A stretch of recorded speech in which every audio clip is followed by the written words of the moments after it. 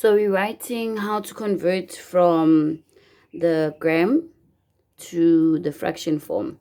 And the first example that we had was 1,250, which means we have a full 1,000 gram, which gives us a 1 kg. Then we've got a 250, which means we write it as 250 over 1,000, because this is, you only have 250, which it's out of 1,000, which would have given you the kilogram. So we write it as 250 over 1,000. Then we convert this to the simplest form.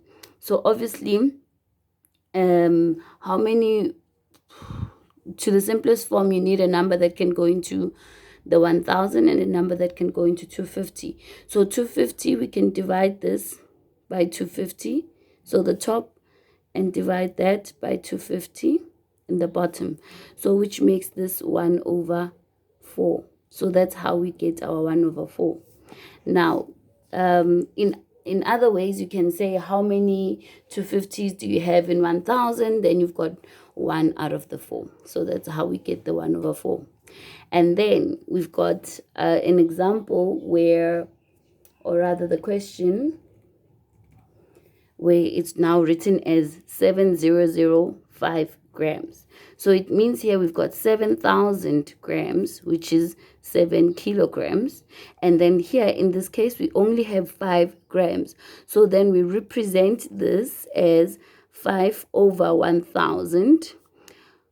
1,000, okay. Which now we need to find which number can go into 5 and which number can go into 1,000 and not leave a remainder. So 5 can go into 5 once, and 5 can go into 1,000, 200 times. So that's how we find that one. So then this will be written as 7 and that. So it would be written as 7 and that kg.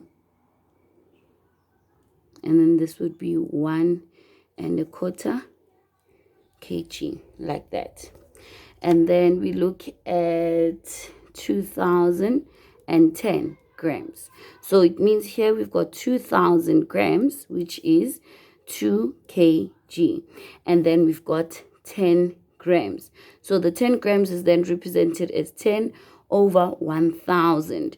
So then we need to find a number that can go into 10 and also go into 1,000 and not leave a remainder, because we're doing the simplest form.